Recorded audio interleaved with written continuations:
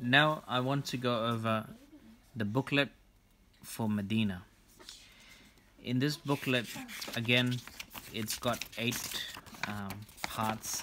It can be printed on A4. It can be folded very easily.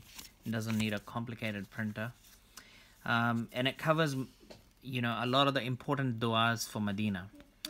So reciting as much as durood as possible on the way to Medina, entering Medina, while in Medina, like how do you proceed to Masjid al-Nabawi for the first time, dua to enter the Masjid al-Nabawi, suggestions on praying Tahiyatul Masjid, Salat, and then how you give salam to Nabi Kareem sallallahu alaihi wasallam, and giving salam on behalf of someone. Let's say you're giving salam to Nabi sallallahu alaihi wasallam on behalf of your parents or wife or children, conveying salam collectively from everyone that you know, and how to greet Hazrat Abu Bakr radiyallahu anhu and Umar radiyallahu anhu.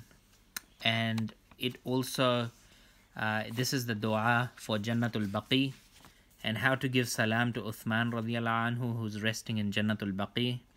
When you visit Uhud, what's the dua to read there? And when you are leaving Medina, what are the duas to read? And a list of things that you can do in Medina.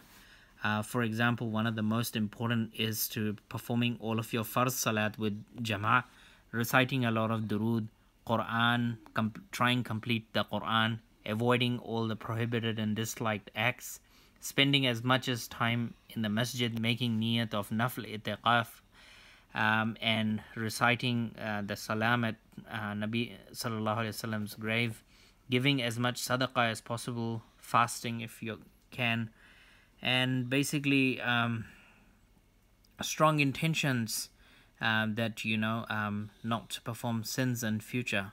There's also du'as for like janaza, because when in Masjid al-Nabawi you may pray a lot of janaza salat. So this is a dua if the janaza is for a boy, and then this is the dua for if the janaza salat is for an adult. Find out how to read the janaza salat in the last time, last Allahu Akbar. This is the duas that I read, and this is also dua qunut there. Jazakumullah khair.